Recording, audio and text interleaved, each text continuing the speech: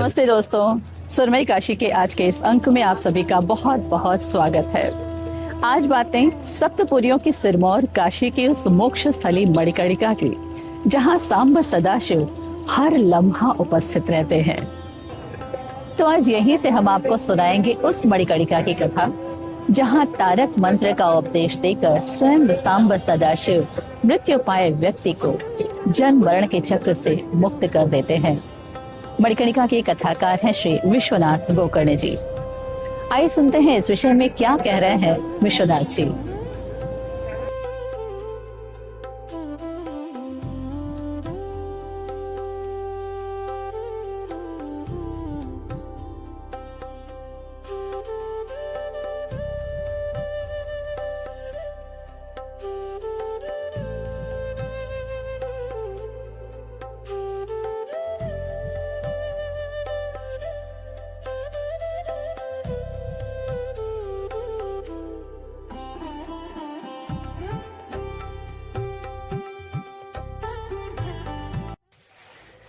नमस्कार, मैं विश्वनाथ गोकर्ण हूँ और मैं मूलतः रहने वाला कर्नाटक का हूँ, लेकिन काशी में अब रच बस गया हूँ, यहीं रहता हूँ और यहीं का रहिवासी हूँ।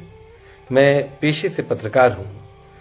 काशी के बारे में मेरी धारणा है कि काशी मुक्तिदायिनी है, काशी ज्ञानमयी है, काशी शिवमयी है, काशी चिन्मयी है, काशी सिद्धिदायिनी है। ये सब पुराणों में तो कहा गया और तमाम जगहों पे इसका उल्लेख है, लेकिन इन सब की असल वजह यह है कि यहाँ काशी में मणिकर्णिका है। काशी के बारे में कुछ कहना शायद मतलब जो है ये बहुत ही इस तरह की बात होगी कि हम काशी के बारे में कोई ज्ञान या कोई इस तरह की बात करें, क्योंकि काशी अपने आप में एक अलौकिक चीज़ है। काशी न देखने की विषय वस्तु है न समझने की है, ये अनुभूति का विषय। ये मेरा अपना निजी ख्याल है कि काशी जो है कोई सामान्य शहर या नगर नहीं है जिसके बारे में कोई अपनी राय या टिप्पणी जाहिर करे। काशी की मणिकर्णिका के बारे में भी ऐसे ही है, जहाँ माता शक्ति अपने सारे इसके साथ अनुभूतियों के साथ वहाँ उपस्थित हों, जहाँ सदाशिव महादेव उपस्थित हों, उसके बारे में कुछ कहना शायद जो है वो उचित नहीं होगा। तो ये जो मणिकर्णिका जो एक आलेख लिखा गया और ये जिस पर चर्चा आज हो रही है मणिकर्णिका के ऊपर जो है, उसको लिखने की मतलब या कहूँ कि मतलब जो है इसके बारे में कुछ बयान करने की बात इसलिए आई कि मणिकर्णिका ही मतलब जो है वो जो काशी के वजूद को, उसके अस्तित्व को बनाती है। काशी के मुक्तिमयी होने की बात इसलिए है क्योंकि यहाँ मणिकर्णिका का वजूद या उसका अस्तित्व यहाँ मौजूद है। यहाँ के जो आसपास जो चीज़ें दिखाई पड़ती हैं वो इतनी तिलिस्मी है, इतना रहस्य है इसके बारे में, काशी के बारे में या मणिकर्णिका के बारे में, उस पर कुछ कहना जो है मतलब जो है नामुमकिन है। और मैं आपको बताऊं कि इस आलेख में जिन लोगों के बारे में हमने जिक्र किया है, मैंने लिखा है, बिसु, सानी, दैया गुरु, ये सब मेरे आंखों के देखे के सामने की बातें हैं। बिसु सानी श्री मणिकर्णिका घाट पे उनके परिवार आज भी विराजमान है, खुद बिसु सानी मौजूद हैं। दैया गुरु अब नहीं रहे, लेकिन उनका परिवार, उनके वंश के लोग वो जीवित हैं इसी गायघाट मोहल्ले में। ये सारी कुछ है, वो सब इतना तिलिस्मी है ये सारा जीवन जो मणिकर्णिका, उसके इर्द गिर्द का, वहाँ की जो दीवारें हैं, वहाँ के जो विग्रह हैं, जो दत्तात्रेय की पादुका है, जो तारकेश्वर महादेव का जो विग्रह है, वहाँ माता त्रिपुर सुंदरी, ललितांबा त्रिपुर सुंदरी का जो मंदिर है, उसके बाद यहाँ पर जो है वो है सिद्धिविनायक गणेश का जो मंदिर है, देवालय है। उन सबको जिसने अनुभूत किया उसने काशी को शायद अपने साथ आत्मसात कर लिया, या काशी ने उसको आत्मसात कर लिया, ये कह सकते हैं। क्योंकि काशी जब तक नहीं चाहेगी तब तक कोई यहाँ रह नहीं सकता। यहाँ जब तक मणिकर्णिका न चाहे तब तक किसी व्यक्ति का शरीर यहाँ नहीं छूटेगा। और जो कोई बाहर से उनके परिजन किसी का शव लेके आते हैं, उसकी भी वजह है, वो ये है कि ये ईश्वरी चाहत होती है, ईश्वरी कृपा होती है जो इस तरह की सारी बातें होती है। तो ये जो मुक्तिदायिनी जो हमारी मणिकर्णिका है उसके बारे में जो कुछ आप ये जो सुन रहे हैं, ये जो सारी बातें हो रही हैं, उस पर जो है खूब सोचिएगा, विचारिएगा और अपनी टिप्पणी हमें जरूर दीजिएगा। नमस्कार। सुनो, इस मणिकर्णिका पर सबका हिसाब होता है। मैं मणिकर्णिका हूं, दिन रात जलती हूं। मेरी बाहों में हर वक्त सिमटा रहता है मुर्दों का ढेर, अनगिनत लाशें, चारों तरफ सिर्फ शव ही शव। वैसे तो मेरा विस्तार बहुत ज्यादा होना चाहिए, लेकिन मेरी एक हद है। सृष्टि के रचयिता ने जब काशी नगरी बनाई तो इसका नाम आनंद वन रखा। कहा कि जो यहां मृत्यु को प्राप्त होगा उसे मोक्ष मिलेगा। काश्याम मरणान मुक्ति की उक्ति भी उनकी ही है। यहां सबके कर्मों का हिसाब किताब होता है। मेरी शान में इससे आगे बढ़कर कसीदे काढ़े गए। मरणम यत्र मंगलम कहा गया। वस्तुतः ये सब काशी के लिए नहीं है, ये सब तो इसलिए है क्योंकि इस नगरी में मेरा वजूद कायम है, क्योंकि मैं मणिकर्णिका हूं, क्योंकि देवाधिदेव महादेव मेरे ही तट पर हर रूह को देते हैं तारक मंत्र का उपदेश, क्योंकि मैं सदा शिव शिव को अत्यंत प्रिय हूं, क्योंकि शिव ही शिव है और शिव ही सत्य है। ऐसे में इस अखंड काशी पर संपूर्ण रूप से मेरा ही हक है। यहां चाहे जहां शवदाह कर दो, शरीर त्यागने वाली आत्मा को मोक्ष मिलना निश्चित है। लेकिन हर सभ्यता की भी अपनी एक मर्यादा होती है। यही वजह है कि मैंने अपनी हद अनादिकाल से गंगा तीरे ही बांध रखा है। वैसे तो सृष्टिकर्ता ने काशी के संकल्प में लिखकर विधान भी बना रखा है। आनंद वने महाश्मशाने त्रिकंठक विराजते भागीरथ्या पश्चिमे तीरे। अब मेरी विडंबना देखो कि भागीरथी के तट पर होने के बावजूद अनादिकाल से मैं जलती चली आ रही हूं। मेरी अग्नि की ज्वाला ठंडी हो ही नहीं पाती, क्योंकि मेरी आगोश में मुर्दों के जलते रहने से इस काशी के तिलिस्म का वजूद जिंदा है। हर रोज कम से कम 300 शवों की हवी लेने के बावजूद मृत्यु के प्रति मेरी हवस अर्वाचीन काल से आज तक कम नहीं हो पाई। सुनो, जरा इस एहसास को समझो तो सही। दरअसल ये कोई साधारण श्मशान नहीं है। ये तो आशुतोष शिव का अनादिकाल से जल रहा हवन कुंड है। यहां जलने वाला हर शव उस हवन कुंड में पड़ रही एक आहुति मात्र है। मेरे यहाँ आने वाले हर शव का लम्हे भर पहले तक कुछ ना कुछ नाम रहा होगा। वो किसी का बाप या माँ रही होगी। हो सकता है वो किसी का इकलौता नौजवान बेटा या बेटी हो। ये भी हो सकता है कि वो किसी का प्रियतम पति या प्रियतमा पत्नी हो। लेकिन मेरे लिए वो सिर्फ एक शव है, एक मिट्टी, एक पार्थिव देह। अब मेरे इस दर्द को जरा महसूस करो कि मुझे वो शख्स कौन था ये नहीं मालूम। वो कहाँ से आया था या परवाज करने के बाद उसकी रूह कहाँ गई, इस रहस्यमय गुत्थी को भी मैं आज तक बूझ नहीं पाई। लेकिन क्या तुम मेरे दुख को समझ सकते हो कि मुझे इस शख्स के लिए उसके साथ 9 मन लकड़ी के साथ जलना पड़ता है, कम से कम 3 घंटे। ठीक है, उसकी चिता में बेशक चंदन डाला गया होगा, राल भी पड़ा होगा, लोबान से लेकर शुद्ध घी की हवी भी दी गई होगी। लेकिन क्या तुम्हें जरा भी अंदाजा है कि जलते हुए मनुष्य के मांस की गंध मुझे कितनी पीड़ा देती होगी?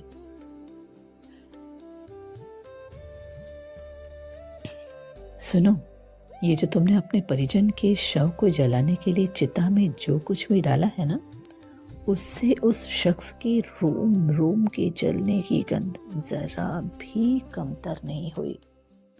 तुम्हें पता है, आग में इंसानी देह के एक एक रोए के जलने से भयानक आवाज आती है और चिड़चिड़ाहट से भरी वो आवाज मुझे अंदर तक हिला जाती है। फिर यहाँ तो अनगिनत लाशें हैं, शवों की कतार है। मुझे तो यहाँ मुर्दों को लेकर आए लोग भी मुर्दे जैसे प्रतीत होते हैं। मुर्दों के साथ आए मुर्दे, लाश को ढो कर लाती लाशें, शवों को जलाने का सामान बेचते शव, शव को जलाने का फर्ज अदा करते शव। यहाँ सब कुछ होता रहता है अपने आप, यंत्रवत। सब शव हैं, इसलिए सब के सब बेमुरव्वत। पैसे को लेकर होने वाली जिच भी है। जानते हो, इन सब को देखने के बाद खुद के जिंदा होने पर से यकीन उठ जाता है। इसे क्षणिक रूप से होने वाला श्मशान वैराग्य न समझना। सुनो, मैं फिर कह रही हूं कि मैं मणिकर्णिका हूं। ये मेरे यहाँ का दस्तूर है, एक रवायत है। मेरे पास आने वाले हर शख्स को शव बनकर ही आना होता है। दोहरा रही हूं कि शव ही शिव है और शिव ही सत्य है। तुम्हें पता है, राम नाम सत्य है का यहाँ दिन रात चलने वाले संपुट में मुझे अनहद नाद सुनाई देता है।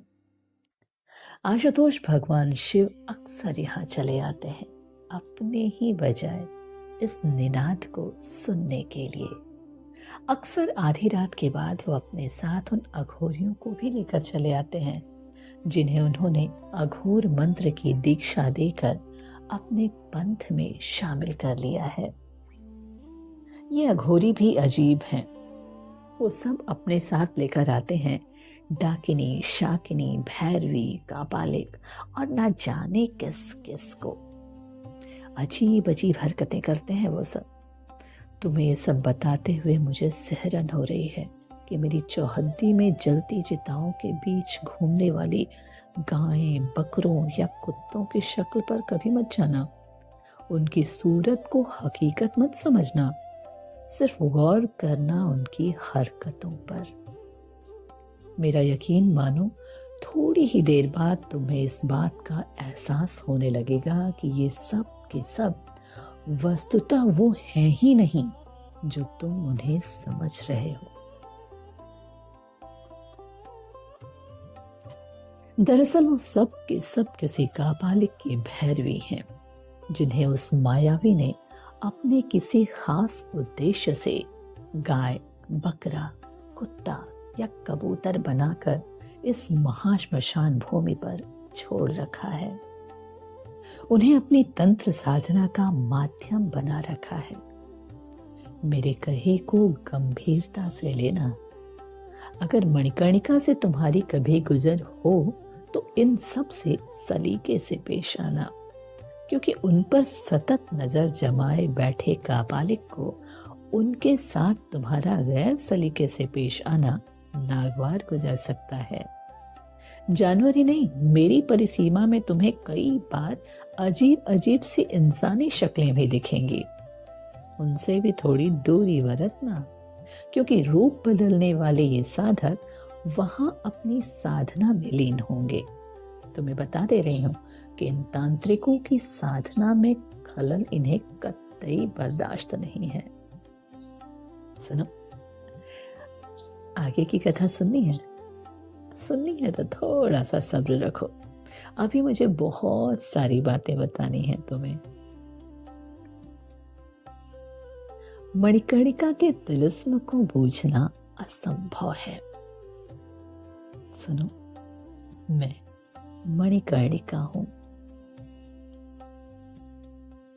अभी मैंने तुम्हें सनातन परंपरा में वर्णित अपनी इस जमीन की अहमियत बताई।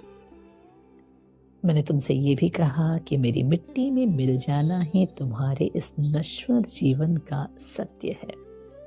कहा तो ये भी कि मेरे इस परिक्षेत्र में तुम जो कुछ भी या जिस किसी को भी देखते हो उसे उसकी सच्चाई मत समझना। कहा यह भी था कि मुझे मेरी मिट्टी या मेरी परिधि के रहवासियों से छेड़छाड़ बर्दाश्त नहीं है। अब मैं तुम्हें कैसे समझाऊं कि यहाँ दिखने वाले विग्रह प्राणवान हैं, सब के सब जागृत हैं, सब में स्पंदन है। तुम्हें शायद मालूम ना हो कि ये सब पिनाकधारी महादेव के गण हैं। अपने गणों से उनके प्रेम आसमान का देवलोक भी बूझ नहीं सका।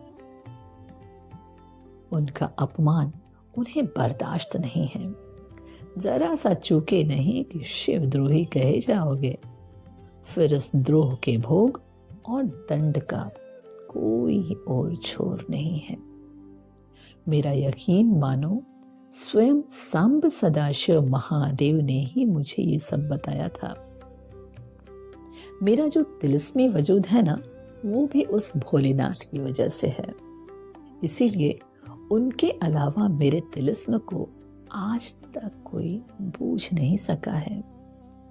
इसे मेरा अहंकार मत समझना, लेकिन आज ये बताते हुए खुद मुझे सिहरन हो रही है कि मैं मणिकर्णिका स्वयं सहस्त्रों कापालिकों का वजूद हूं, सहस्त्रों तांत्रिकों की आत्मा हूं, उन सहस्त्रों भटकती आत्माओं की पोषक हूं जिन्हें मुक्ति दिलाने के प्रयास में स्वयं महादेव हर रोज न जाने कितनी आहुतियां देते हैं। वो औघड़दानी हर लम्हा मेरे साथ सदा नीरा के इस तट पर बैठे आहुति के रूप में आने वाले शवों की प्रतीक्षा करते हैं। तुम्हें शायद इस बात का एहसास तक न हो कि महादेव यहाँ आने वाले हर शव को देखकर उनके सम्मान में खड़े हो जाते हैं। तुम्हें नहीं मालूम कि राम नाम सत्य है का नाद सुनकर जब वो भी सुर में सुर मिलाने लगते हैं तो उनकी आंखों के कोर गीले हो जाते हैं। शव के साथ सीढ़ी उतरते लोगों का हुजूम देखकर उनका डमरू डिम डिम बजने लगता है। जानते हो क्यों? क्योंकि सदाशिव को हर शव में अपना अक्स दिखाई देता है। वो हर शव में अपने प्रतिबिंब का एहसास करते हैं।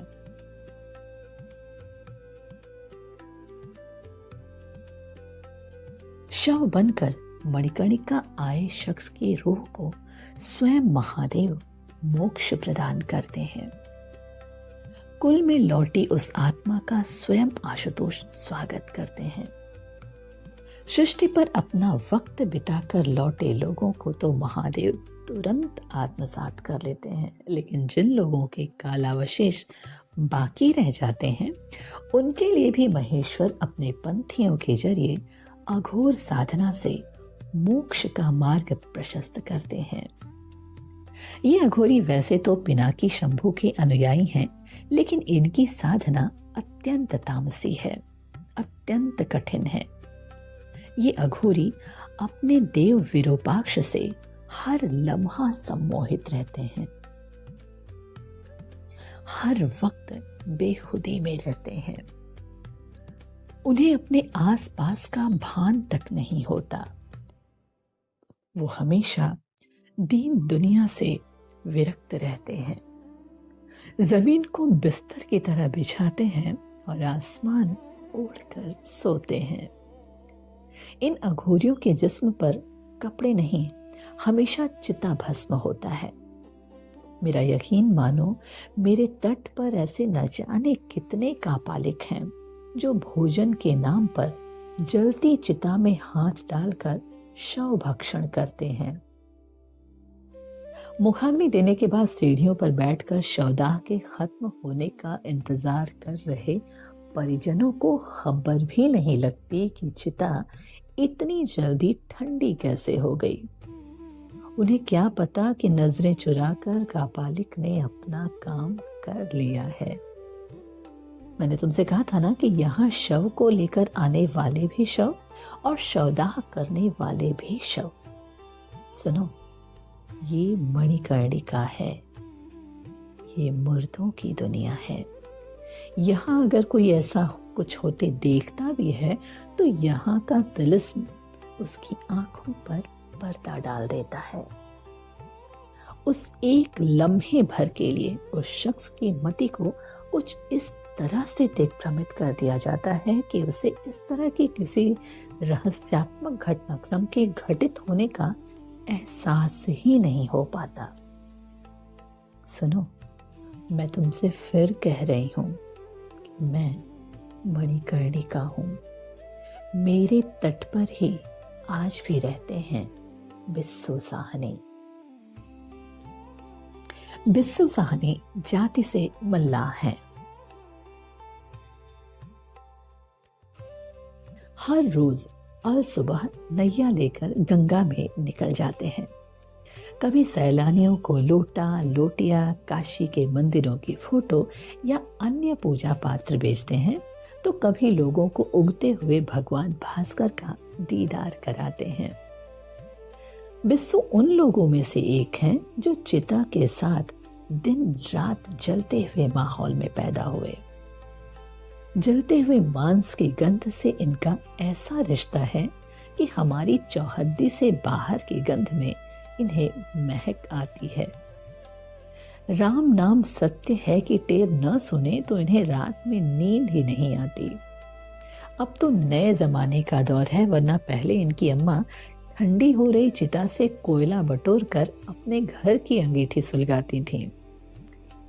बिस्सू अघोरी तो नहीं है, लेकिन मेरे यहाँ स्थापित बाबा मसान नाथ के यहाँ नियमित रूप से हाजिरी लगाने वालों में से एक हैं। एक दिन उन्हें पता नहीं क्या सूझा, काफी रात गए, बाबा से कुछ तिलिस्म दिखा देने की अर्ज कर बैठे। बाबा मसान नाथ बहुत जागृत देव हैं। यकीन मानो बरसों पुराना ये वाकया मेरी आंखों के सामने जैसे अभी तुरंत घटित हो रहा है। बिस्सू ने मन में कहा और बाबा ने पलक झपकते ही सब कुछ हाजिर कर दिया। वहां बैठे एक अघोरी ने पास में बैठकर सूखे फूल चबा रही एक बकरी की तरफ एक चुटकी राख उछाल दी। वो राख बाबा के मंदिर में दिन रात चलने वाले उस अग्निकुंड की थी, जिसमें सिर्फ जलती हुई चिता से लाई गई लकड़ी ही सुलगाई जाती है।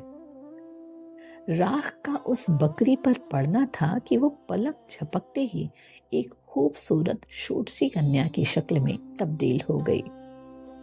बिस्सू के रोंगटे खड़े हो गए।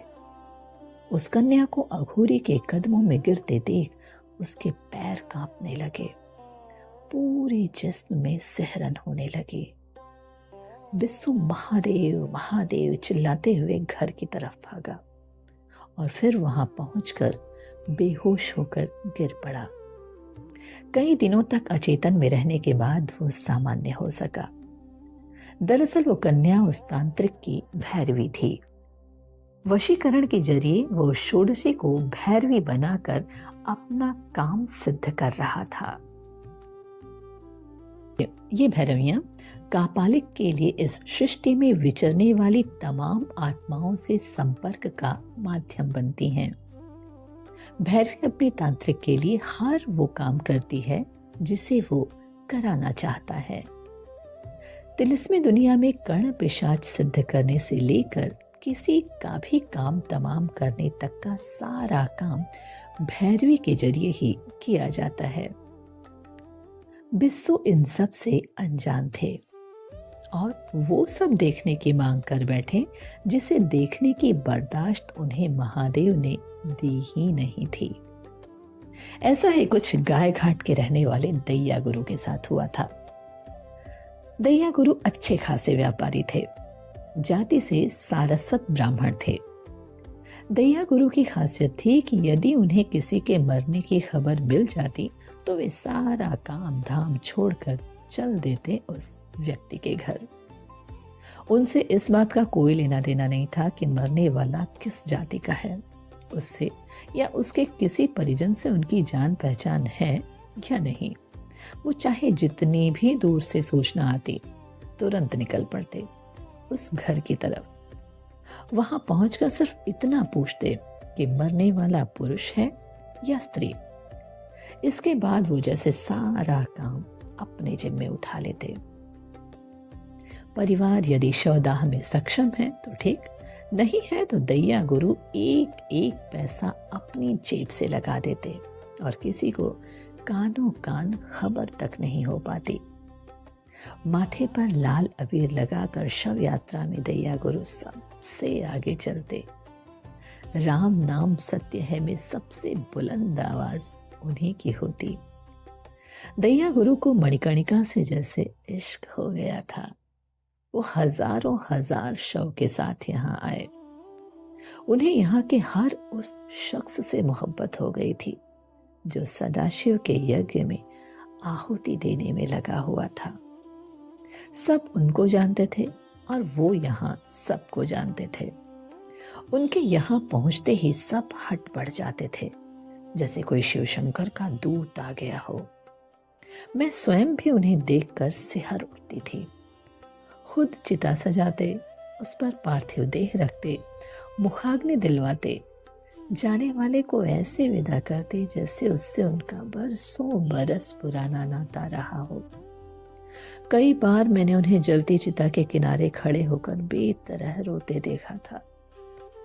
दैया गुरु को महाश्मशान से इतना प्रेम हो गया कि एक उम्र के साथ वो वक्त बेवक्त यहाँ आकर बैठे रहने लगे।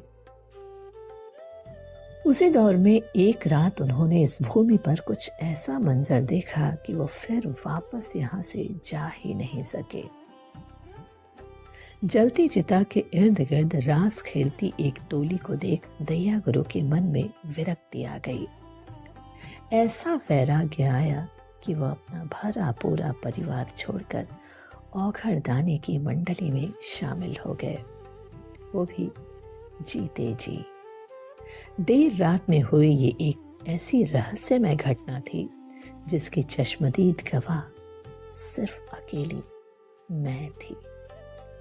इस रात के बाद से दैया गुरु पूरे दिन बाबा मसान नाथ के दरबार में निर्वस्त्र पड़े रहते। अचेतन अवस्था में वो न जाने क्या क्या जपते रहते थे, जैसे कोई साधक शव बनकर शिव में विलीन हो जाए। ठीक उसी तरह वो जीते जी शिव में समा गए थे। आज ये बताते हुए मेरी आंखों का खारापन उमड़ आया है। एक लंबे वक्त के बाद मैंने स्वयं आगे बढ़कर दैया गुरु का हाथ थाम लिया। उस दिन जब दैया गुरु की चिता जल रही थी, तब यहाँ वास करने वाली तमाम डाकिनी, शाकिनी, कापालिक, भैरवी और अघोरी अपनी शक्लें बदलकर यहाँ हाजिर थे। रात इन सब लोगों ने मिलकर फिर वही राज खेला था जिसे देखकर दैया गुरु का इस सांसारिक जीवन से जी उचाट हो गया था। सुनो, मैं फिर कह रही हूं कि मैं मणिकर्णिका हूं, तंत्र साधना का केंद्र हूं। मैं पोसती हूं इन कापालिकों को, डाकिनी, शाकिनी और भैरवियों की पनाहगार हूं मैं। शव बनकर यहाँ आने वाले हर शख्स के शिव बनने तक के हर उस लम्हे की मैं गवाह हूं जिसमें उसके जीवन की पूर्णाहुति होती है। मैं वो हूं जो किसी साधक को उसके मुकाम तक पहुंचाकर चमत्कारिक सिद्धि प्रदान करती हूं। मैं हर शव को प्रिय हूं, इसलिए शिव भी मुझ पर आसक्त हैं।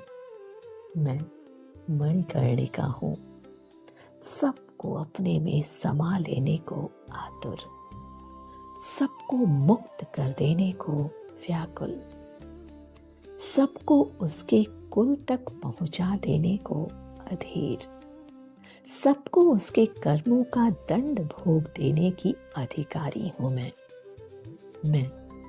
मणिकर्णिका हूं। क्या तुम मुझे और जानना चाहोगे? अगर हाँ तो फिर थोड़ा सा और सब्र रखना, अभी और भी बहुत कुछ बताना बाकी है मुझे। सुनो एक और बात, मणिकर्णिका के माने मंगल कामना भी होती है। तुमने सुना ना, मैं मणिकर्णिका हूं। मणिकर्णिका के शाब्दिक माने तो वैसे कानों का गहना है, गहना मतलब कर्णफूल समझ लो, पर मणिकर्णिका का एक मतलब मंगल कामना भी होता है, क्योंकि मैं मोक्षदात्री हूं, क्योंकि मैं नश्वर जीवन को मोक्ष प्रदान कर अनश्वर बना देती हूं। अभी मैंने तुम्हें बिस्सू भैया और दैया गिरोह का किस्सा सुनाया था। यकीन मानो उसके बाद पूरी रात मैंने आसमान ताकते गुजार दी।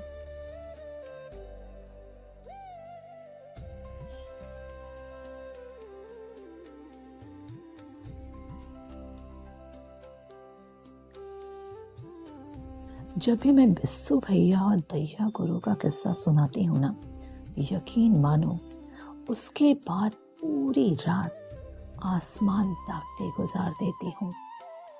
चिता से उठते धुएं में कई बार मुझे दैया गुरु का अक्स बनते दिखता है।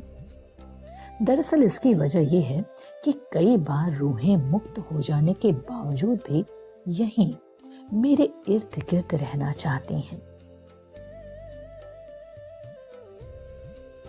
उन्हें मेरी माटी से प्रेम हो जाता है, उन्हें महादेव से ऐसी आशिकी हो जाती है कि वो फिर यहीं की होकर रह जाती हैं। उन्हें और कुछ भी गंवारा नहीं होता, मेरा मुक्तांगन उन्हें भा जाता है। बहरहाल मेरी तो सीढ़ियों पर हर रोज ही मृत्यु का जश्न मनाया जाता है, तमाम क्रियाएं की जाती हैं, लेकिन कम लोग जानते हैं कि महाश्मशान की इस भूमि पर जीवन के लिए मंगल कामना भी की जाती है, सर्व मंगल की कामना की जाती है। दिवाली की रात तो यहाँ गजब होती है। तुम्हें तो मालूम है कि इस रात को काल रात्रि कहा जाता है। अमावस की इस रात में आसमान से फरिश्तों की बारात मेरे आंगन के लिए निकल पड़ती है।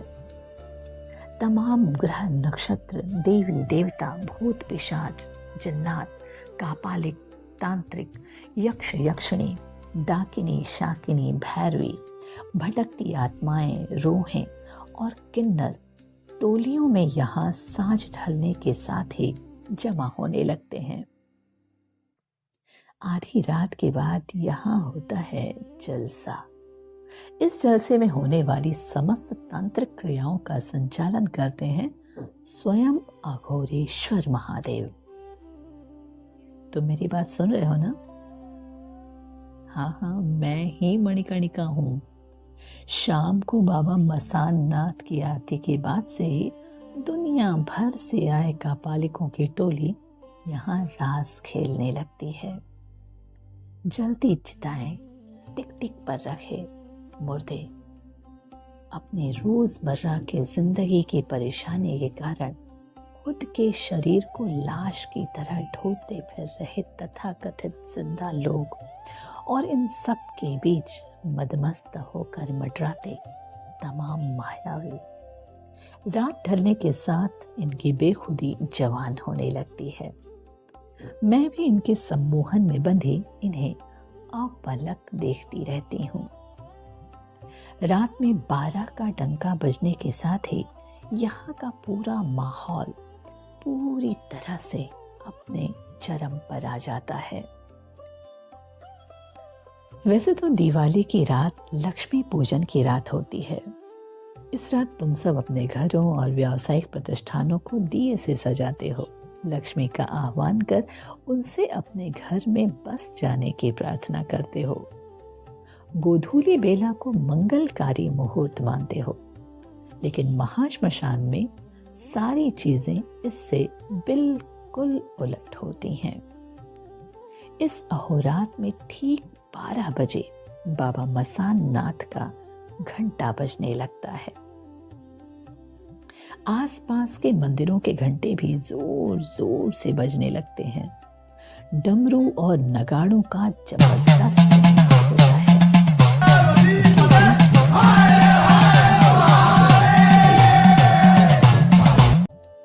इस बीच तमाम कापालिक अपने हाथों में लिए मानव खोपड़ियों को उलट चुके हैं। इन खोपड़ियों में जलते दिए की लौ तेज और तेज होती चली जा रही है।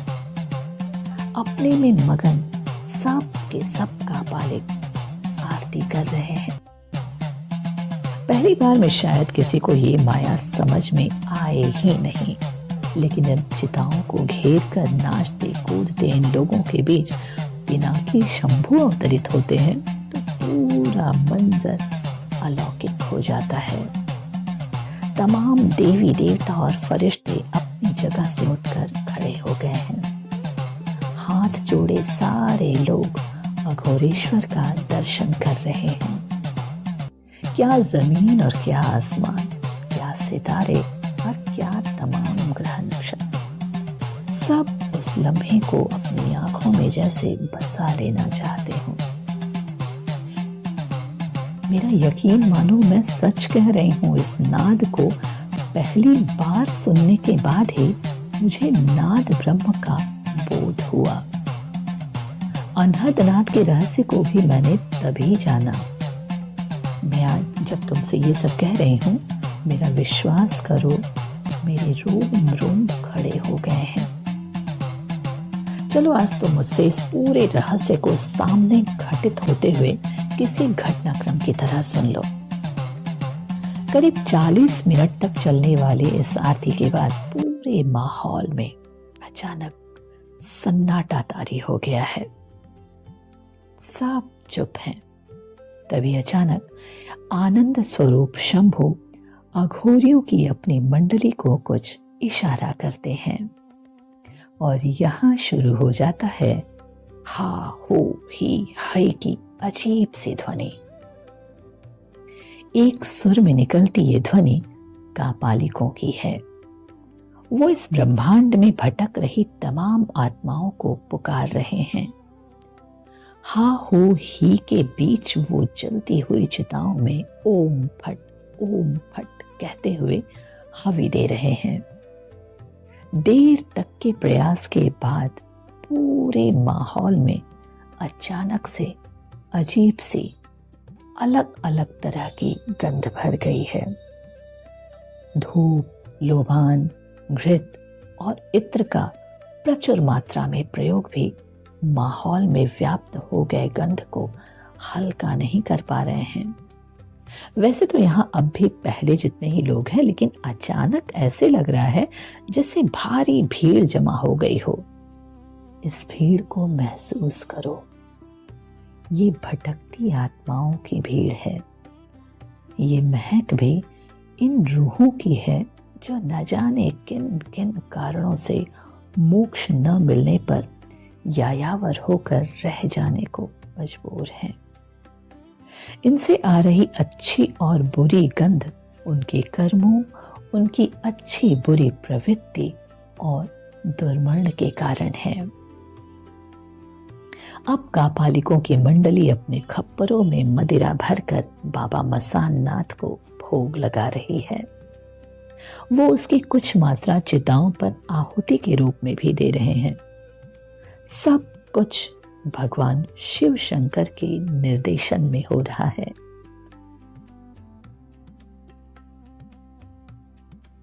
हर वक्त पलकें नीची किए रहने वाले ये कापालिक और तांत्रिक महादेव के इशारे को जानने के लिए एक आध बार अपनी पलकें उठा भी ले रहे हैं।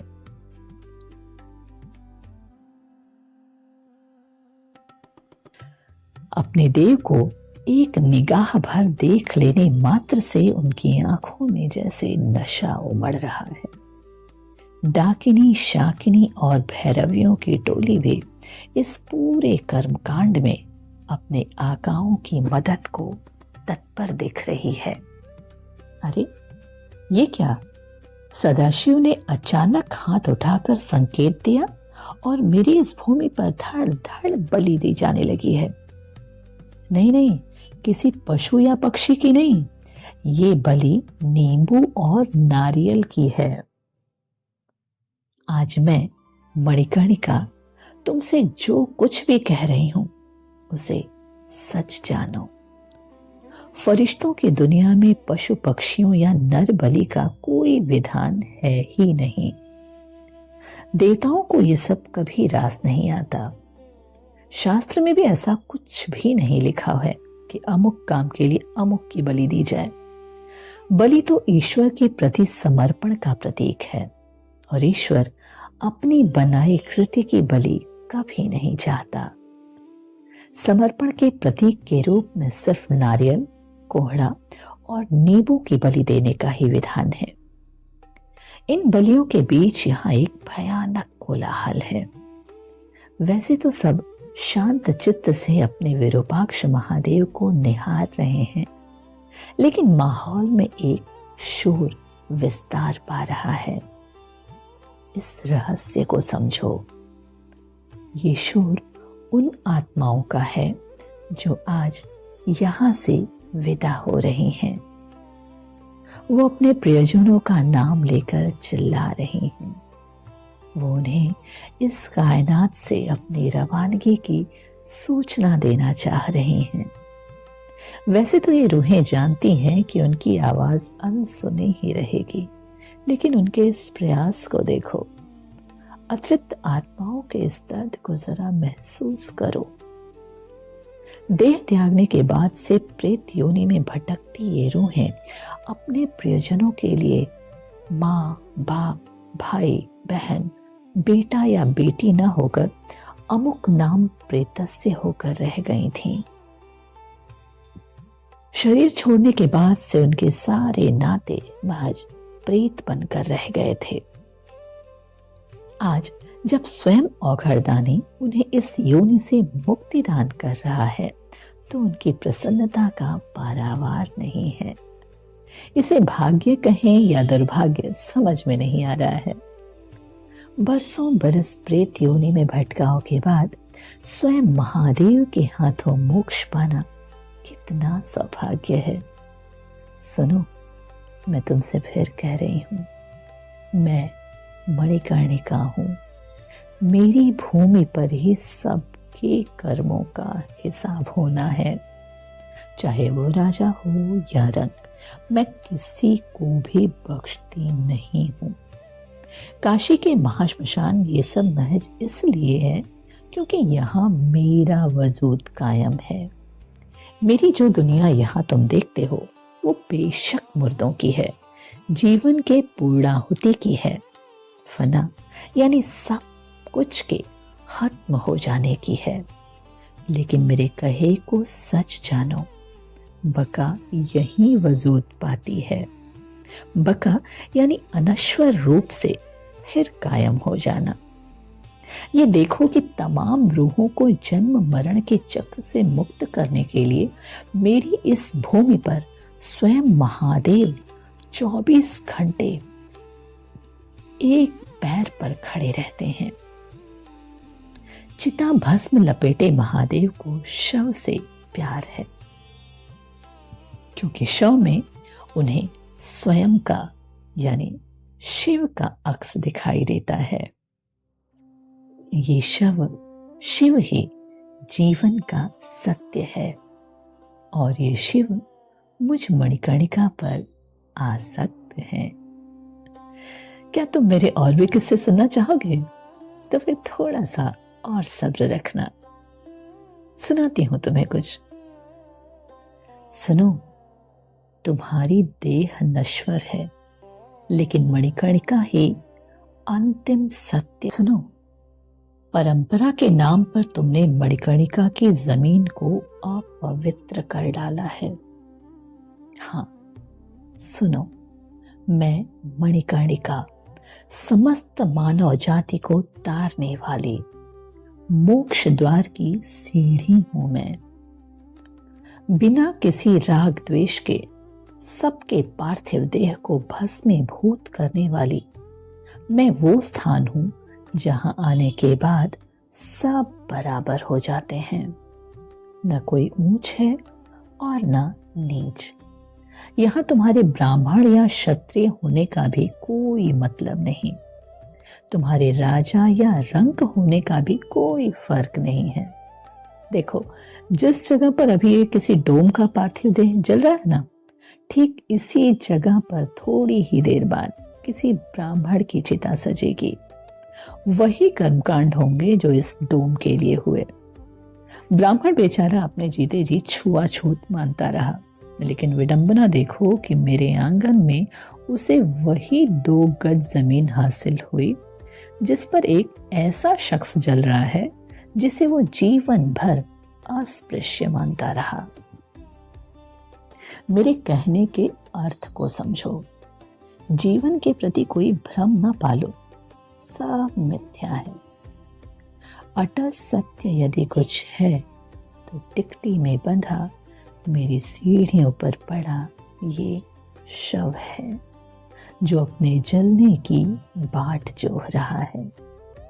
बड़े बड़े रजवाड़ों के राजे महाराजे अग्नि पाकर यहाँ गंगू तेली के साथ चलते हैं।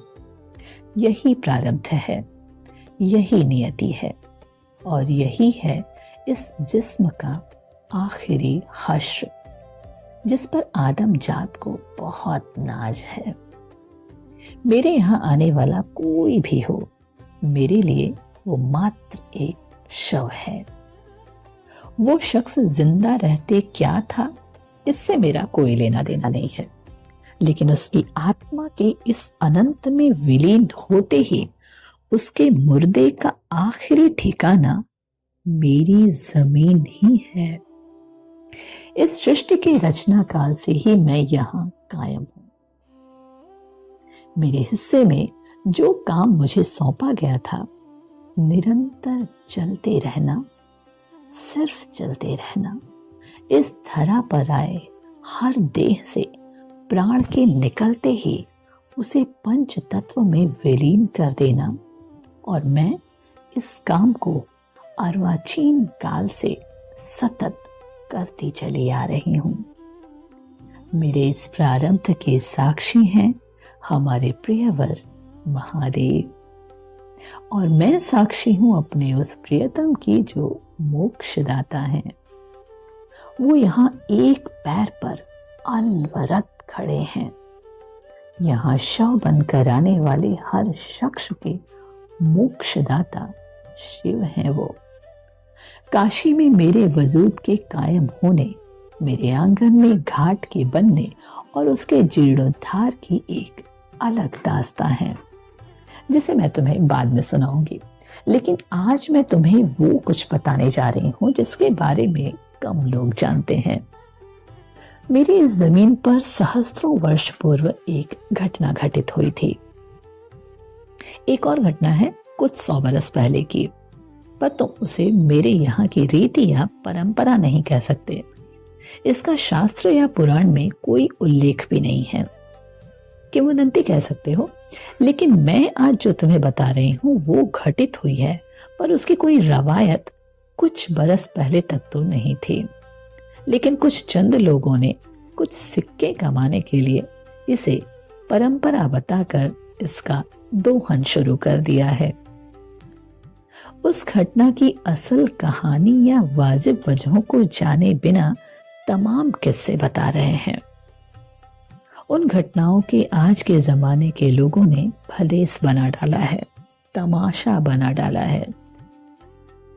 मेरी चौहद्दी में 2 चीजें सदियों पहले घटित हुई थीं। एक तो है नगर वधुओं का नृत्य और दूसरे है चिता भस्म की होली। तुम्हें शायद ये जानकर हैरत हो कि मैं मणिकर्णिका हर साल इन दोनों ही आयोजनों को देख देख जार जार रोती हूं। तुम जानना नहीं चाहोगे कि ऐसा क्यों है? देखो, ये जो मेरी जगह है ना, वो मृत्यु को मुकाम देने की स्थली है। अब जरा तुम सोचो कि जहां चारों तरफ मुर्दे ही मुर्दे हों, धधकती चिताएं हों, जिंदा नहीं, सिर्फ मरे हुए लोगों की बातें हों, वहां अगर कोई नाच गाने की बात करे तो कैसा लगेगा?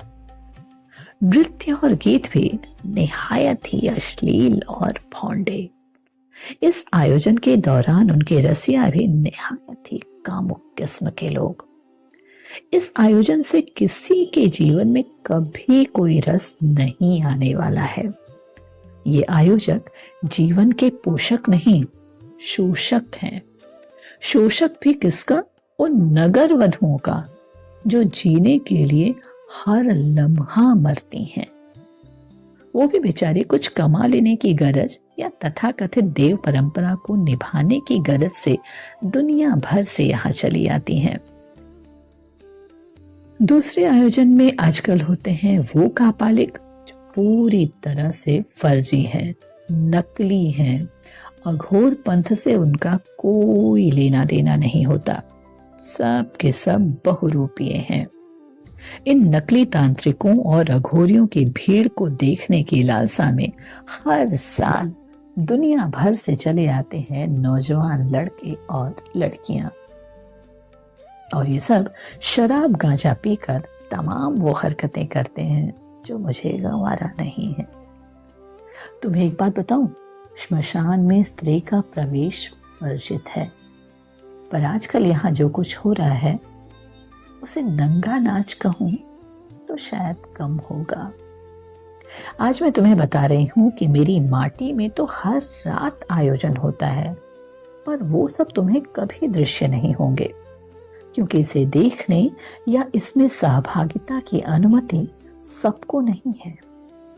हमारे आयोजन में कापालिक, तांत्रिक और अघोरी ही नहीं, तमाम शाकिनी, डाकिनी और भैरवियों की भीड़ होती है। एक और बात बताऊं, इन आयोजनों में स्वयं अघोरेश्वर खुलकर शिरकत करते हैं। सुनो, मैं मणिकर्णिका हूं, मेरा यकीन मानना, मैं सच कह रही हूं। एक दिन मैंने सदाशिव आशुतोष को यहां बिलख कर रोते हुए देखा था। चैत्र नवरात्र की सप्तमी की रात थी वो। पहले तो मुझे लगा कि दयानिधि यहाँ आहुति के रूप में आए किसी शव को देखकर आंसू बहा रहे हैं, लेकिन उनके रोदन की वजह तो कुछ और ही थी। विश्वास करो मेरा, मैंने साहस कर अस्थिमाली विरूपाक्ष की पीठ पर हाथ क्या रखा, वो भोले भंडारी एकदम से बह गए। सदाशिव ने बताया कि उन्हें आज सती की याद आ रही है, उन्हें अपने तांडव नृत्य का स्मरण हो रहा है। सदाशिव बोलते चले जा रहे थे। वो बोल क्या रहे थे? वस्तुतः इश्क के मायने समझा रहे थे। कह रहे थे कि सिर्फ सती ललितांबा त्रिपुर सुंदरी ही नहीं है। कह रहे थे कि सती सिर्फ ललितांबा त्रिपुर सुंदरी ही नहीं है, वो निश्चल प्रेम की प्रतीक भी हैं। उन्हें ठीक इसी स्थान पर गंगा में सती के कानों के कुंडल की मणि गिरने का वाकया याद आ रहा था। अघोरेश्वर जब तक जीतते तब तक वहां कुछ औरतों का एक झुंड आ गया। उनमें से कुछ कम उम्र की थी और कुछ प्रौढ़ थीं। पता चला कि वो नगर वधुएं हैं। इन नगर वधुओं ने वामदेव से पूछ लिया कि हे महादेव, हमने आखिर ऐसा कौन सा अपराध किया था जो हमें ऐसा जीवन दिया गया। मैं तुमसे सच कह रही हूं, नगर वधुओं के इस सवाल पर पिनाकी शंभू देर तक मौन रह गए थे। उनकी आंखों से बहते खारेपन को मैंने करीब से देखा था। मेरी तरह वो नगर वधुएं भी सम्मोहित होकर नीलकंठ को एकटक निहार रही थीं। उनकी आंखों में याचना थी और महादेव की आंखों से करुणा की बूंदें टपक रही थीं। उनके भाव से दया उमड़ रही थी। तभी मैंने देखा कि वो नगर वधुएं वहीं धधकती चिताओं के बीच भाव विभोर होकर नृत्य करने लगीं। भगवान शिव शंकर भी उन्हें अपलक देख रहे थे। सच कह रही हूं, उस लम्हे में वो नृत्यांगनाएं सदाशिव के सामने खुद को समर्पित किए हुए थीं और वो दाता उन पर अपनी दया और करुणा लुटा रहा था। इन नगर वधुओं ने तब तक नृत्य किया जब तक कि उनके पैर में बंधे घुंघरों का एक एक दाना निकलकर गिर नहीं गया। अंत में महादेव उठ खड़े हुए। उन्होंने कहा कि देखो, ये जन्म तो तुम्हारे पूर्व जन्मों के कर्मों का परिणाम है, लेकिन मैं आज तुम सबको और तुम्हारे समुदाय को ये वचन देता हूं कि चैत्र नवरात्रि की सप्तमी को जो भी नगर वधु मेरा स्मरण कर नृत्य करेगी, उसे जन्म मरण के चक्र से मैं स्वयं मुक्त करूंगा। ये सुनकर महादेव के कदमों में देर तक गिरी पड़ी नगर वधुएं कई दिनों तक अचेतन अवस्था में रहीं। आज इसे परंपरा कहा जा रहा है। अब इधर कुछ सालों से इस परंपरा को कायम रखने के लिए देश भर से नगर वधुएं चैत्र नवरात्र की सप्तमी को यहाँ आती हैं और रात भर यहाँ जलसा होता है। इस परंपरा से जुड़ा एक और किस्सा तुम मुझसे सुनो। कुछ 100 साल पहले अंबर के राजा मानसिंह ने मेरे अहाते में जब बाबा मसान नाथ के मंदिर का जीर्णोद्धार कराया तो उन्हें यहाँ एक संगीत समारोह कराने की इच्छा हुई। उन्होंने उस जमाने के तमाम स्थापित संगीतज्ञों को न्योता दिया। सबने एक सुर में यहाँ आने से इनकार कर दिया। वजह बताई, एक तो शवदाह स्थल और फिर दूसरे जो शख्स अपना राजपाट बचाने के लिए अपनी बहन जोधाबाई को मुसलमान शासक अकबर के हाथ सौंप दे, भला उसकी श्रद्धा से हमारा क्या ही लेना देना। तब इन नगर वधुओं ने खुद से आगे बढ़कर यहाँ नृत्य किया था। मेरा यकीन मानो, मैं उन नगर वधुओं का जीवन देखकर कई बार रो पड़ती हूँ। चलो अब मैं तुम्हें सुनाती हूँ चिता भस्म के होली की कहानी। ये जो नगरी है ना, जिसका नाम काशी है, वो बहुत अजब है। इसीलिए गजब है यहाँ की परंपरा, संस्कृति, तौर तरीका और आचार व्यवहार। राग विराग से भरी है ये नगरी। अजब है, अलबेली है, अनोखी है। महाशिवरात्रि पर कपर्दी महादेव ने गौरी संग ब्याह तो रचा लिया, लेकिन गौना नहीं ले गए। उनका गौना ठहरा होली के त्योहार के पहले रंग भरी एकादशी के दिन। उस दिन अघोरेश्वर रुद्र भवानी को अपने ससुराल से विदा कर ले तो आए, लेकिन वो वादे के मुताबिक अपने गणों के साथ होली नहीं खेल पाए। महादेव को कैलाश भी पहुंचना था। काशी से रवानगी के ऐन पहले अघोरेश्वर को पता चला कि उनके पंथियों ने मुंह फुला लिया है। तमाम अघोरी, कापालिक, तांत्रिक, डाकिनी, शाकिनी और भैरवियों को दुखी देख बम भोले का दिल भर आया। उन्होंने कहा कि रंग भरी एकादशी के अगले दिन मणिकर्णिका पर मैं स्वयं तुम सबके साथ होली खेलूंगा, लेकिन वहां होली रंग से नहीं, चिता भस्म से खेली जाएगी। बस अब इसको परंपरा बताया जा रहा है। करो आयोजन, निभाओ परंपरा को, पर मर्यादा में रहते हुए। महाश्मशान की पवित्रता का ध्यान रखकर, मणिकर्णिका की पवित्र भूमि का ख्याल रखकर। अघोर महादेव का आयोजन कुछ और था और आज तुम्हारा कुछ और है। मेरे सांब सदाशिव के आयोजन में शामिल होने के लिए दुनिया भर के कापालिक और तांत्रिक अपने चेले चपाटियों के साथ सहस्त्रों वर्ष पूर्व यहाँ आए थे और आज भी हर रात यहाँ आते हैं। उस रात की रंगत देखने लायक होती है। पूरे माहौल में बिखरा चिताभस्म एक अलग तरह का मंजर पेश करता है। अघोरियों की मंडली का रास बहुत ही मनभावन होता है। उनके साथ झूमते नाचते मस्त मलंग उमापति महादेव भी एक अलग अंदाज में रहते हैं। घंटे घड़ियाल का कलरव, डमरू डमरू और नगाड़े का निनाद और हर हर महादेव का शोर, ऐसे लगता है जैसे आप इस धरा पर हो ही नहीं। इन सब को कोई देख सुन नहीं पाता। सुनो, मैं फिर कह रही हूं कि ये सब यहाँ इसलिए है क्योंकि ये भूमि मणिकर्णिका की है। मेरी सरजमी है ये भूमि। ये पवित्र इसलिए है क्योंकि सदाशिव तारकेश्वर मेरे साथ यहाँ शाश्वत रूप से हर क्षण उपस्थित हैं। यहाँ वो हर लीला करते हैं जो उनके गणों को और उनके भक्तों को प्रिय है। क्योंकि ये शव क्षेत्र है और वो जानते हैं कि इस धरा का ये सबसे अहम शिव क्षेत्र भी है। क्या तुम्हारे अंदर मेरे और किस्से सुनने का सब्र अभी बाकी है? तो फिर तो सुनाना ही पड़ेगा। सुनो, फिर से सुन लो। मणिकर्णिका को खत्म किया तो अनर्थ हो जाएगा। सुनो, मैं मणिकर्णिका हूं।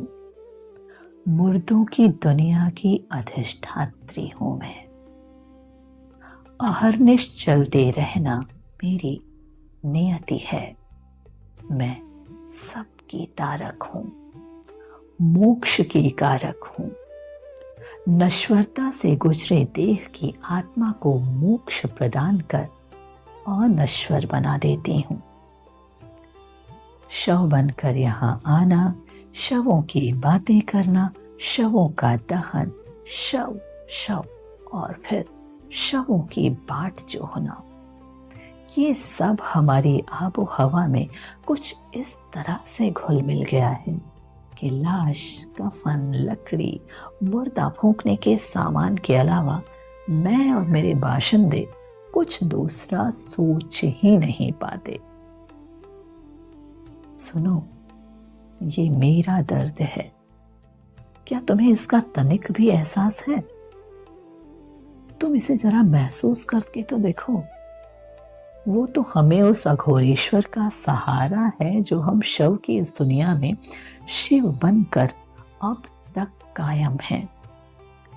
मृत्यु के इस क्षेत्र में अनादिकाल से आज तक ऐसे ही जीवंत बने हुए हैं।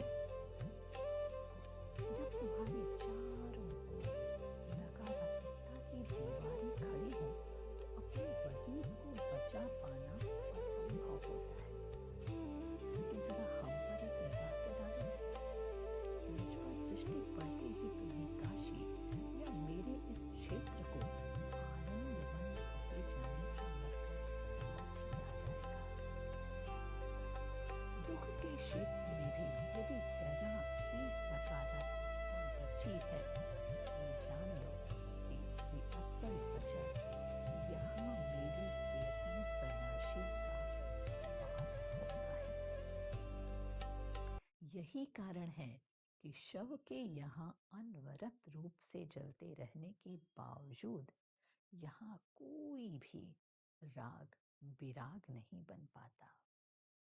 ये सच है कि श्मशान वैराग्य का दूसरा नाम मणिकर्णिका है। लेकिन गौर करो कि मेरे दायरे से निकलने के साथ ही तुम इस क्षणिक वैराग्य से मुक्ति भी पा जाते हो, क्योंकि शव क्षेत्र से निकलने के बाद शिव के दर्शन का विधान है, क्योंकि वो शिव ही दुखों का हरता है, क्योंकि काशी में वो पालक है। तुम्हें पता है, यहाँ आने वाले लोग हमेशा मृत्यु की बातें ही करते हैं। सुनो, एक बार एक शख्स कह रहा था कि जीवन महज एक कल्पना है और मृत्यु उसका शाश्वत सत्य। यकीन मानो, वो एकदम सच कह रहा था। एक बार स्वयं पिनाकी शंभू ने मुझसे ये बात कही थी। उस रात मेरी सोच एकदम से नकारात्मक हो गई थी। मैंने महादेव से कहा कि दिन भर शव शव और सिर्फ शव। मैंने उनसे पूछ भी लिया कि मेरे भाग्य में इतना सारा शवदाह क्यों लिखा मेरे इस सवाल पर पहले तो वो जटाजूटधारी कपर्दी मुस्कुराए और फिर उन्होंने जो कुछ भी कहा उसके बाद मुझे अपने अस्तित्व पर अभिमान हो आया। आशुतोष ने कहा कि सुनो हे मणिकर्णिके, मेरी तरह तुम भी इन शवों में शिव को देखा करो। ये शिव तत्व शव ही जन्म मरण का सार है, सत्य है और ये शिव ही सुंदर है। ये जवाब पाकर मैं अपने महादेव की नतमस्तक हो गई थी। क्या तुम विलक्षण सौंदर्य स्वरूप वाले मेरे वामदेव महादेव के कथन का प्रमाण देखना चाहते हो? तो बस एक बार तुम काशी आकर मेरे तट का दर्शन कर लो। मेरा दावा है कि जीवन के प्रति तुम्हारा नजरिया एकदम स्पष्ट हो जाएगा। मैं जानती हूं कि काशी में सदानीरा के तट पर मेरे रूप यौवन को देखकर आकाश गंगा भी मुझसे ईर्ष्या करती है। काशी नगरी में गंगा का जो अर्धचंद्राकार रूप है उसके एकदम मध्य में हूं मैं मणिकर्णिका महाश्मशान की पर्याय हूं, परिकल्पना हूं। काश्याम मरणान्मुक्ति की सूक्ति को चरितार्थ करती हूं। वैसे तो काशी में देह त्यागने वालों को मोक्ष का विधान है ही, लेकिन कहीं अन्यत्र मरने वाले किसी व्यक्ति का यदि मणिकर्णिका में शवदाह कर दिया जाए तो उसको भी जन्म मरण के चक्र से मुक्ति मिल जाती है। शिव पुराण से लेकर स्कंद पुराण तक में इस बात का उल्लेख है। देखो, दरअसल इसकी असल वजह तो तारक मंत्र का वो उपदेश है जिसे भगवान शशिशेखर देह त्यागने वाले के कान में खुद आकर देते हैं। इसीलिए उस शूल पाणी को तारकेश्वर भी कहा गया है। तारकेश्वर भगवान का मंदिर मुझ मणिकर्णिका के आंगन के अलावा काशी विश्वनाथ मंदिर के ठीक बगल में अवस्थित है। क्या तुम्हें पता है कि मेरा नाम मणिकर्णिका कैसे पड़ा? क्या तुम्हें मालूम है कि अंबिका नाथ को काशी और उसमें भी मेरे इस मणिकर्णिका तट से इतना प्रेम क्यों है? चलो, आज मैं तुम्हें बताती हूँ इसके पीछे की दास्तां। ये बात स्वयं महादेव ने एक बार आकाश मार्ग से जाते हुए माता सती को बताई थी। गंगा किनारे एक स्थान पर काफी तादाद में लोगों की भीड़ और बहुत सारे स्थानों पर कुछ जलती हुई चीजों को देखकर मां त्रिपुर सुंदरी ने अपने आराध्य त्रिलोकेश से पूछ लिया, हे भगवान, ये कौन सी जगह है? शिव का जवाब अप्रतिम था। उन्होंने कहा, प्रिय, ये आनंद वन है, ये महाश्मशान है। वैसे तो अखंड काशी नगरी ही आनंद वन यानी महाश्मशान है, लेकिन गंगा का किनारा होने के कारण लोग यहाँ अपने परिजनों का शवदाह करते हैं। मुझे इस स्थान से विशेष प्रेम है क्योंकि मैं स्वयं यहाँ आकर लोगों को जीवन मृत्यु के चक्र से मोक्ष देता हूँ। दयानिधि शितिकंठ इसके पीछे के कारणों और काशी के महात्म्य के बारे में बोलते चले जा रहे थे और माता सुध बुद्ध खोकर इस कथा को सुनने में लीन हो गईं। तभी मां ललितांबा के कानों के कुंडल की एक मणि अचानक से निकलकर गिर गई। उस मणि के गिरने के साथ ही महाकाल शिव के मुख से निकल पड़ा, हर हर गंगे। तब मणि के गिरने से दुखी अंबा को गंगाधर शिव ने समझाया, परेशान मत हो प्रिय, अब ये स्थान मुझे और भी प्रिय हो गया है। आज से इसे मणिकर्णिका कहा जाएगा। अब यहाँ जो भी मुझे बिल्व पत्र अर्पित करेगा वो मुझ तक सीधे पहुंचेगा। तुम आज इस बात को जान लो कि यही कारण है कि काशी में गंगा किनारे मणिकर्णिका का तट ही एकमात्र स्थान है जहाँ बिल्व पत्र डालने पर वो भगीरथी में विलीन हो जाता है। अखंड भारत में अन्य किसी भी स्थान पर बिल्व पत्र गंगा की धारा के साथ बह जाता है। मेरे यहाँ घाट के ठीक ऊपर अवस्थित है चक्र पुष्करणिका तीर्थ। इसके बारे में भी जान लो। ये वही तीर्थ है जिसे मेरे सदाशिव के मित्र जगत पालक अनंत नारायण विष्णु ने अपने सुदर्शन चक्र से भू खनन कर बनाया था। इस कुंड में स्नान करने पर भी मोक्ष की प्राप्ति होती है। सुनो, तुम्हें याद दिला दूं कि मैं मणिकर्णिका हूँ। जटाधर शिव के अलावा भगवान दत्तात्रेय को भी मुझसे बहुत लगाव है। अघोरियों के आराध्य दत्तात्रेय ने आज तक देह त्याग नहीं किया है। वो 24 घंटे इस अखिल ब्रह्मांड में सतत विचरण करते रहते हैं।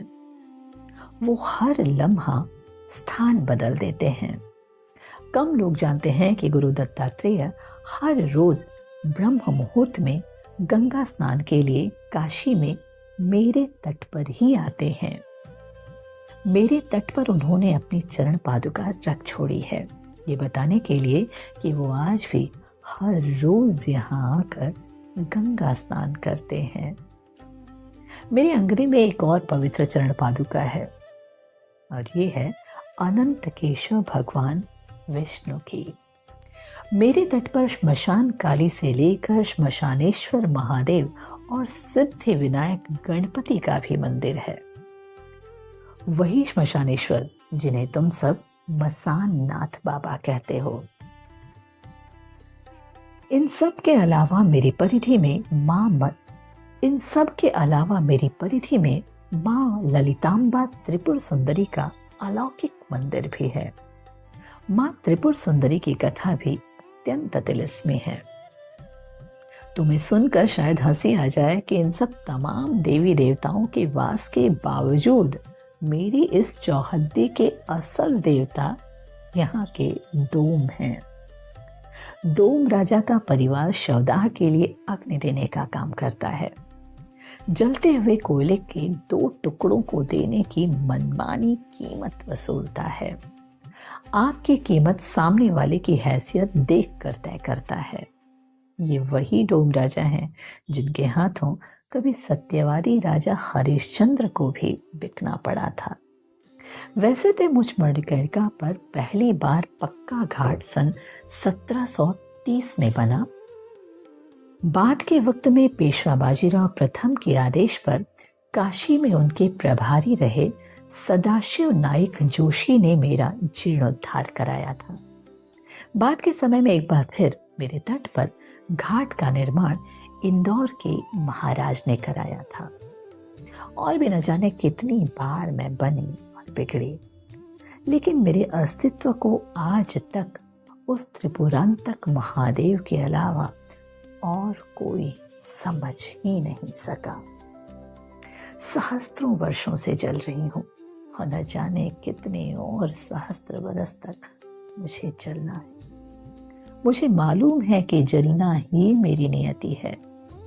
जानते हो, कई बार मैं सोचती हूँ, क्या तुम कभी मेरे इस दाहक दर्द को समझ पाओगे? क्या तुम कभी मेरे भाग्य के ताप को महसूस कर पाओगे, जिसमें सिर्फ शव दहन ही लिखा है? शायद कभी नहीं, कभी नहीं। यकीन मानो मेरे इन सब बातों का कोई निहितार्थ नहीं है, लेकिन आज मैं तुम्हें एक बात बताने जा रही हूँ कि मुझ मणिकर्णिका से तुम्हारा अस्तित्व जुड़ा हुआ है। अगर मैं या मेरा मूल स्वरूप खत्म हुआ तो तुम्हारा वजूद भी नष्ट हो जाएगा। इसे मेरा अहंकार मत समझना, लेकिन इसे अच्छी तरह से बूझ लो कि अगर मणिकर्णिका को खत्म किया तो अनर्थ हो जाएगा। मैं इस धरा में अवस्थित कोई साधारण स्मशान नहीं हूं, मैं काशी की मणिकर्णिका हूं। मैं महाश्मशान हूं। तमाम विसंगतियों के बावजूद मुझे अपने लेखे से कोई शिकायत नहीं है, क्योंकि मैं मणिकर्णिका हूं, क्योंकि मैं हर शव को प्रिय हूं, क्योंकि मैं हर हर शिव को प्रिय हूं, क्योंकि मैं जानती हूं कि शव ही शिव है और ये शव रूपी शिव ही सत्य है। हर हर महादेव।